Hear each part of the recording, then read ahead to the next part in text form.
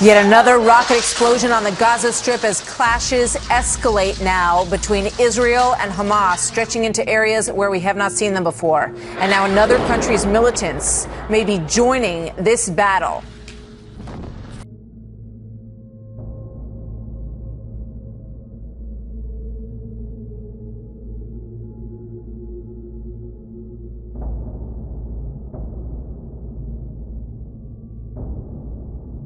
The burden of the word of the Lord for Israel, saith the Lord, which stretcheth forth the heavens and layeth the foundation of the earth and formeth the spirit of man within it. Behold, I will make Jerusalem a cup of trembling unto all the people round about, when they shall be in the siege both against Judah and against Jerusalem. And in that day will I make Jerusalem a burdensome stone for all people. All that burden themselves with it shall be cut in pieces, though all the people of the earth be gathered together against it.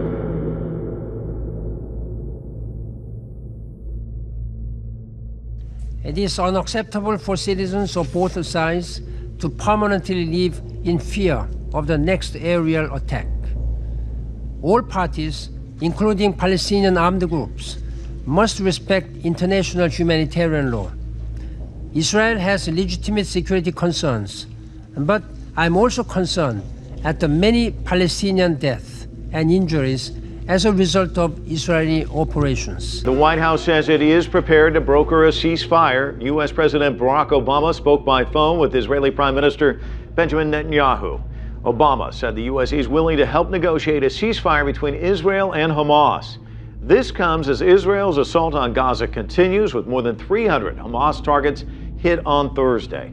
It is clear that the international community must accelerate efforts to achieve an immediate halt to this escalation and reach a durable ceasefire. All actors must exercise maximum restraint and respect international humanitarian law.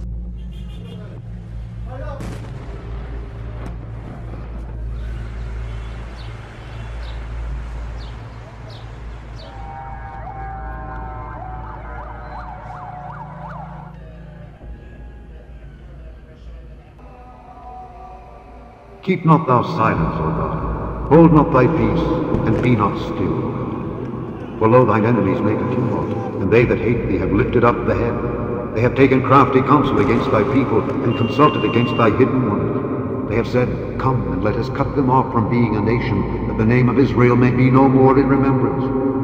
For they have consulted together with one consent. They are confederate against thee. The tabernacles of Edom, and the Ishmaelites, Moab and the Hagarenes, Gebal and Ammon and Amalek, the Philistines with the inhabitants of Tyre, Asser also is joined with them. They hope in the children of Lot. Selah. Do unto them as unto the Midianites, as to Sisera, as to Jabin at the brook of Kison, which perished at Endor. They became as dung of the earth.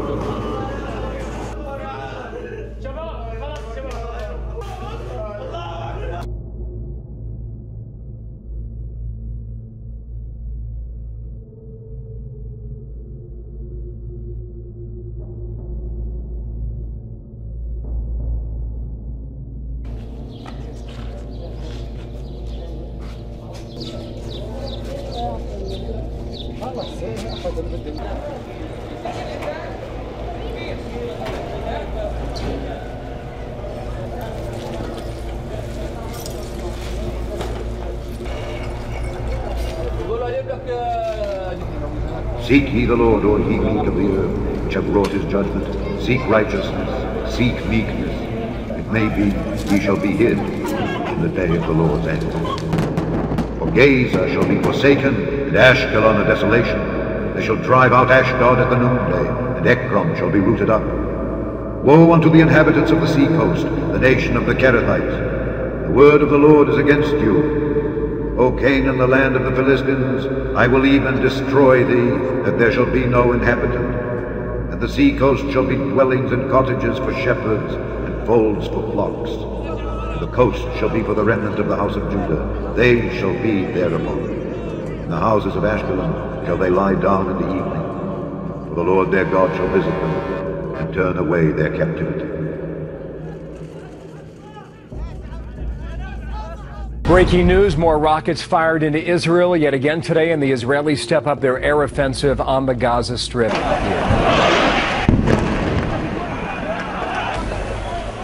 Death toll in the air offensive said to be up to 100 Palestinians dead amid a new report that Lebanese militants have fired rockets on Israel's northern border. The violence between Israel and Hamas forces in Gaza is starting to spread, and this morning the U.S. is offering to help them work out a ceasefire.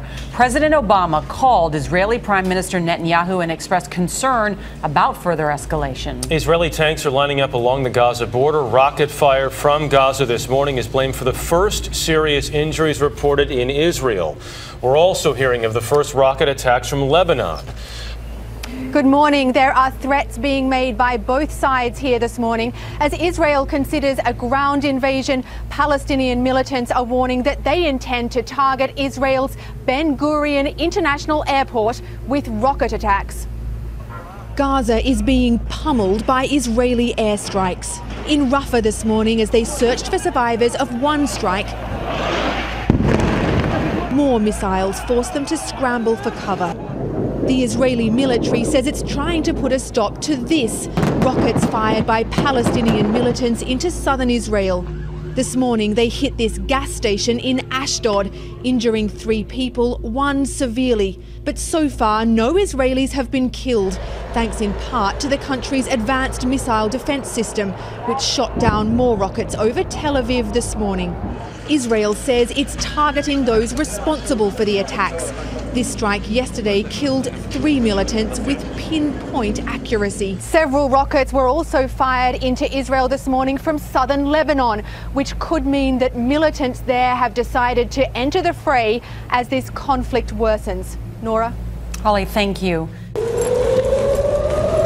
Israelis running for shelter in Tel Aviv and Jerusalem, seeking safety from Hamas rockets launched from Gaza, now a daily occurrence across Israel. No country on earth would remain passive in the face of hundreds of rockets fired on its cities, and Israel is no exception.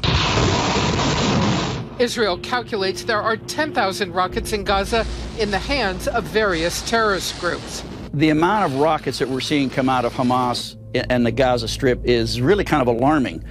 They're launching salvos of 40 at a time, over 100 a day. A huge worry, the Hamas rocket called the M302. With a range of about 100 miles, it allows Hamas to reach deeper into Israel than ever before. Israel says Hamas is getting outside help. In March, Israeli forces stopped a ship containing M302s that the Israelis said came from Iran and were headed for Gaza. Several rockets are also locally produced in Gaza. Israeli airstrikes now aiming at rocket launch sites, production factories, and other militant targets. Israel's main defense? This system, called the Iron Dome. Strategically placed units around Israel launch missiles against incoming rockets that appear headed for population centers. So far, Israel says it's worked well much of the time, but Hamas is looking for vulnerability. I think what they're trying to do is fire as many as they can in a short period of time, because that overwhelms the Iron Dome sensors. The U.S. has already spent nearly $900 million on Iron Dome, just part of the $3 billion in U.S. funding for Israel's defenses. The Pentagon is keeping a close eye on whether Israel will launch a ground incursion into Gaza. U.S. officials say it's not clear to them what will happen next. And to the Middle East now, where the terrorists continue to attack Israel. The sirens wailing yet again just minutes ago. This as more rockets fall.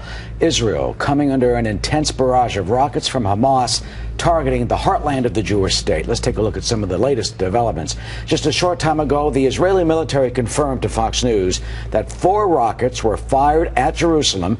You can see the Iron Dome system there, intercepting successfully 2 of them. There's no word, though, on the impact of the other 2 rockets that were fired by Hamas. In response, Israel now stepping up its aerial offensive in Gaza. Israel hitting more than 320 targets since just last night alone. But the rockets from Hamas keep on coming. Israel says a rocket has been launched by the terror group, roughly 1 every 10 minutes. and in a clear sign of the vast arsenal that Hamas has, it is believed to have more than 10,000 rockets, with no signs yet that the Hamas militants intend to stop. They're getting a lot of those rockets by way of Iran. In the meantime, Israel is facing perhaps one of the most advanced weapons yet to find its way into the hands of those terrorists. According to the Israeli military, those terrorists have recently added this rocket to their arsenal for the very first time. It's called the M302, and it's being called a game changer, which is why we wanted to talk a little bit about it. The reason that it's a game changer is because of some of this long-range capability that it has, and that means it can reach the heartland of Israel, putting the country's major cities and population centers at risk. One of the reasons the tension is so very high right now, because the range has changed from just a couple of years ago. Let's get some reference points here. This is Israel. It's about the size of New Jersey, about 290 miles tip to tip, and you can see the relative width there. If you look at something like the mortars that they fire out from Gaza, it's going to go about this far. If you add in the very simple homemade rockets, they go about this far. Then you start looking at where they were a couple of years ago, where their range at best went somewhere out to here. But this time, there has been, according to Israeli military analysts, a real emphasis on developing better quality rockets that go all the way out here. And I say developing, it means developing in the sense that Hamas says they can manufacture some of these, but more importantly, you're talking about things like this, the M302 rocket, which was designed by China originally, is possibly made in Syria, and they have some undetermined number of these. These are much more robust than anything we've seen before. Rockets that have a range of 62 or more miles, maybe 100, like Barbara said earlier, about 16 feet long. Limited accuracy, but they've increased a sense of vulnerability all over Israel, Wolf, that was not there before, and that's helped spur the military and political response. Bill, this is Friday, the start of the Jewish Sabbath. Normally, this is a quiet time in this region. Today, though, anything but. Israel attacking Gaza once again from the air, land, and the sea. The Israeli military used aircraft, tanks, and ships. The big question on the minds of many, will there be a ground incursion? As for the death toll in Gaza, the latest number, 103 killed since this conflict got underway 4 days ago. Today alone, 13 people died in Gaza, most of them civilians, among them 5 people from the same family. Also, we are told, a 5-year-old girl. This, as the military here goes after launchers, tunnels, as well as the militants themselves. There was also a massive fire in Gaza's port today after the Israeli Navy fired on fishing vessels. You might recall that only days ago, Hamas militants infiltrated Israel from the Mediterranean. And today, Bill, the deadline for U.S. citizens in Gaza to alert U.S. officials that they might be needing assistance. And let's see if we can come back to a live picture. Bill, I want to show you off in the distance here. And this is a couple of miles from where we are. You can see the huge plume of smoke. Just a few moments ago, there was yet another airstrike in Gaza. And from our vantage point here along the border, we have seen many of these strikes in just the last few hours. We have also seen a number of rockets being fired by militants. Today alone, at least 70 rockets were fired from Gaza into Israel. At least one of those rockets that was not intercepted by the Iron Dome hit a gas station in the city of Ashdod. That station erupted into flames. There was a person who was disabled and couldn't get out of their vehicle, and because of that couldn't get to shelter and was seriously injured. Another rocket today hit a home not far from the border. This rocket, Bill, smashed through the roof of this home, and it smashed right through the kitchen. Fortunately, the inhabitants of this particular home heard the warning and were able to seek shelter. And very quickly, I should add that some 200 miles from where I'm speaking to you, the border with Lebanon, it looks like there's been another situation that has Israelis very concerned. In South Lebanon, which is Hezbollah-controlled, at least 2 rockets were fired into northern Israel. Israel responded with artillery fire. The Lebanese army showed up on the scene and found a 3rd rocket that was being readied to be launched. No one has taken responsibility. It appears to be an act of solidarity, not a coordinated effort with Hamas, but with what's happening here along the southern border, people are very, very much on edge, very mindful of what happened in the past, and there is concern that there could be some type of an escalation, although that appears very unlikely at this time. And lastly, we are expecting to hear again from Israel's Prime Minister Benjamin Netanyahu. He is supposed to speak on television in just about 30 minutes' time. He spoke to the country last night. He's going to speak to the country again about this ongoing conflict on the minds of many. Will there be a ground invasion? Yeah.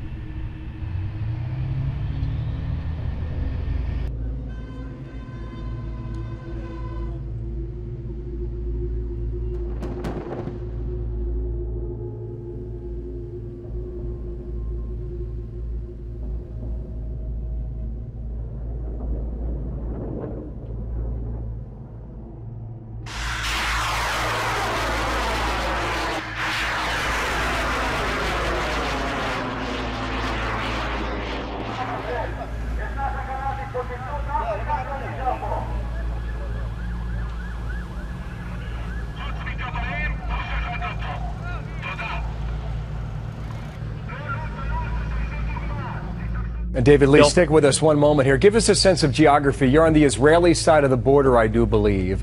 And behind you, looking to your right, would be Gaza. And the airstrike that you just witnessed would be how far away from your location? As I talk about that, we have another camera angle that we can show our viewers, David Lee, which appears to be from Gaza City, which shows the results of the airstrike that you just showed us live. Go.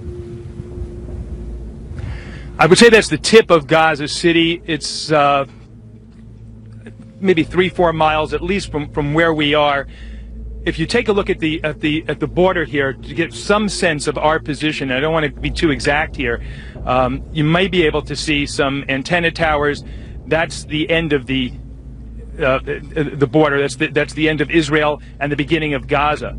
And I'm guessing it's about 3 or 4 miles from where we are. The border itself is only about 1 mile, Bill. So we didn't feel this blast, but we certainly did hear it.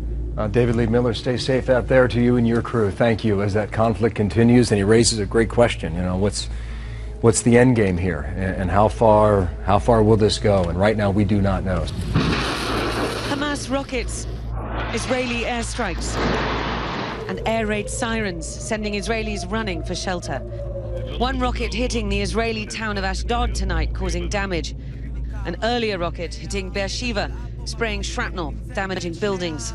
And in the Eshkol region, 2 Israeli soldiers injured by a rocket. Here in Ashkelon, where this rocket fell today, the mayor says he and his people will endure whatever they need to, even if it takes an Israeli ground attack to destroy Hamas's arsenal, believed to be about 10,000 missiles. We will have the city and the shelters as long as it takes for the I.D.F. to win, even if it takes a year. Airstrikes in Gaza were clearly visible from our vantage point on the Israeli side of the border. We could see Hamas rockets going up from Gaza and mid-air interceptions by Israeli defenses, each side's air capabilities playing out in the skies.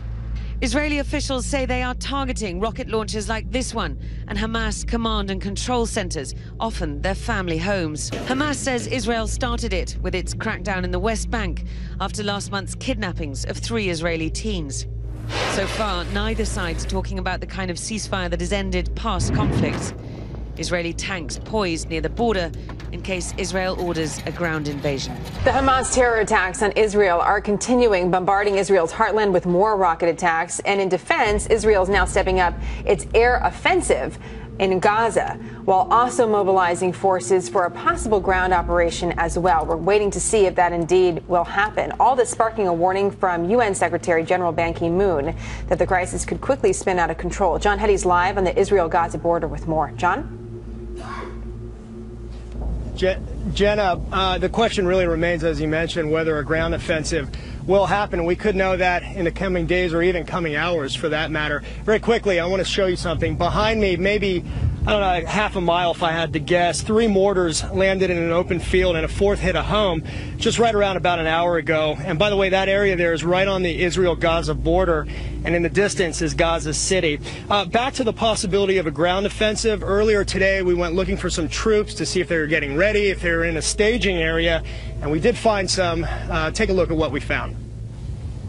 We're seeing ground forces amassed here. Tanks with 105mm cannons, heavy artillery with 155mm howitzer cannons, APCs, all-purpose carriers, and of course infantry that, if given the order, would move ahead with a ground assault.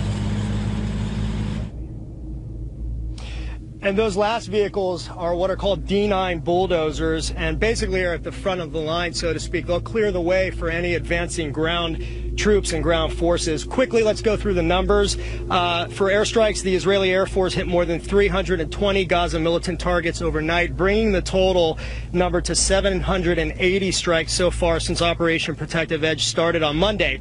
84 Palestinians have been killed. Of them, a reported 23 children. Over 600 people have been injured in Gaza.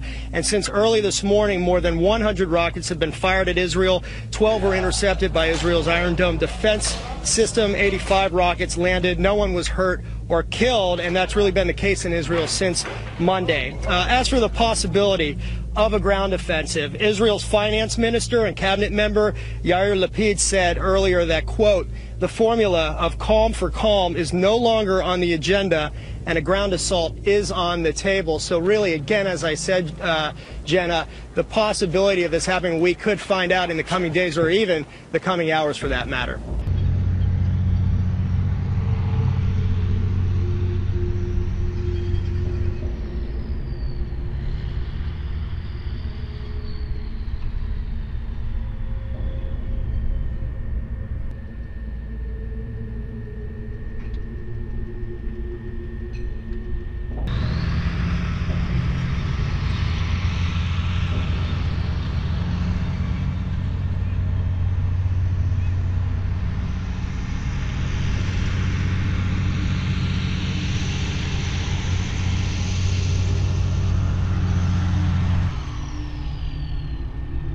Joining me now from Tel Aviv is Israel's Deputy Defense Minister, Danny Danon. And Mr. Danon, we understand the sirens just went off a few moments ago. It's very difficult for us to understand here because obviously we don't have that happening on American soil. But if it happens during our interview today, how much time do you have to get to safety?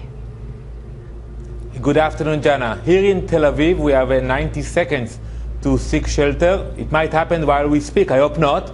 But I was in the south today, and in the southern cities of Israel, we have only 15 seconds. It's not easy when you drive your car to look for a shelter within 15 seconds. It is not easy for us in the home front.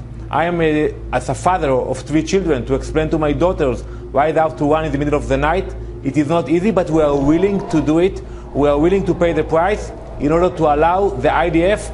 to strike against the Hamas terrorist organization and to make sure they understand that we are determined in order to allow the people in Israel to live safely, to sleep safely. This is something which is a given in the US. Here it's not a given.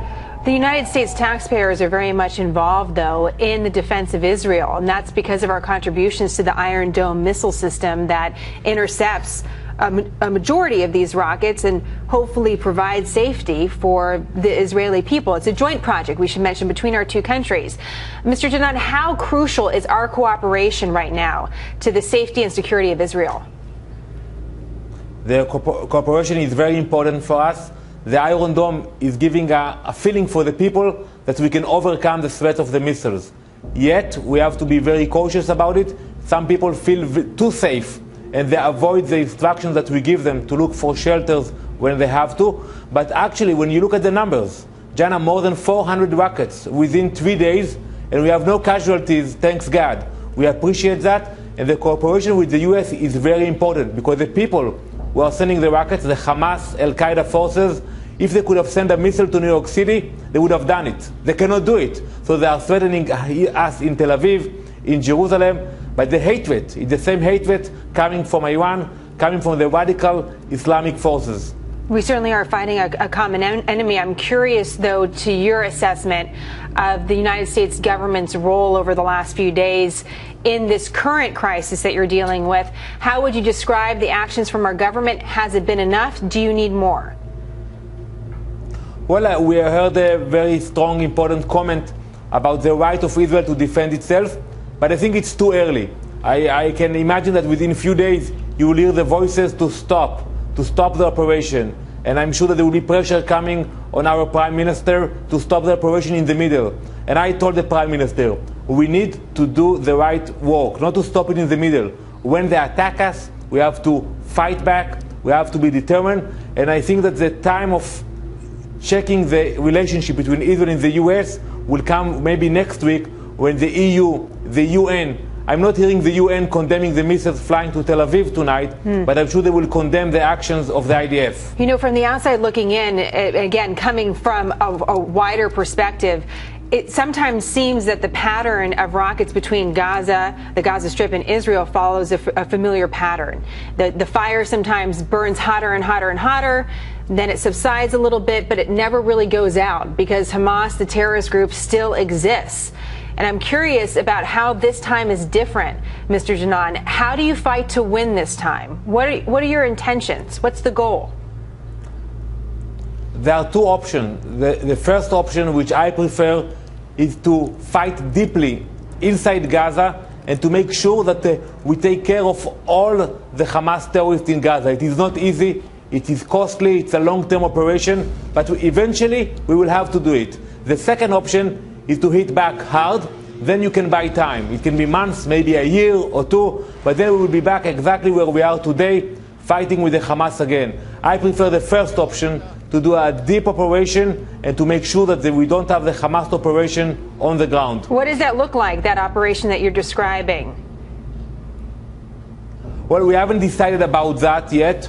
The cabinet will have to sit and decide whether we're going all the way or not. But it means that we have to take ground troops, tanks, go inside Gaza and make sure that the terrorists, which are using civilian population, they're doing a double war crime, because first they use the civilians and they send the missiles from civilian populations, hospitals, schools, and they send the missiles to Israel into civilian population as well. So in order to catch them, you have to send in the troops and make sure they don't use the civilian population as they used to do it. A final question, though. The civilian population is one of the reasons why there are those in the United States and those also in Israel that say that Israel really needs to show some restraint. You've been critical, though, and you mentioned it on our program as well, Prime Minister Netanyahu not being aggressive enough, not going hard enough at Hamas. How do you defend your position? Well, I think we have to be aggressive. When you look at the Hamas and Al-Qaeda forces, you have to speak with them in a different language. They don't understand our language. And for example, today, we are transferring gasoline into Gaza on a daily basis. I think we should stop it. You cannot actually give gasoline into Gaza while they are shooting at us. And yes, unfortunately, sometimes, even though we are a democracy and we are a Western society, we have to speak with the Islamic radical forces in a different language. And I think that the only language they understand is strength. It's a pity. I wish we had better neighbors, maybe Canada, maybe Mexico. But, you know, we haven't picked our neighbors, but we have to deal with those neighbors in a very rough method. Mr. Donato, we appreciate your time today. I know it's a crucial time for you in the country, and we look forward to having you back on the program. Thank you so much for your time. Thank you very much.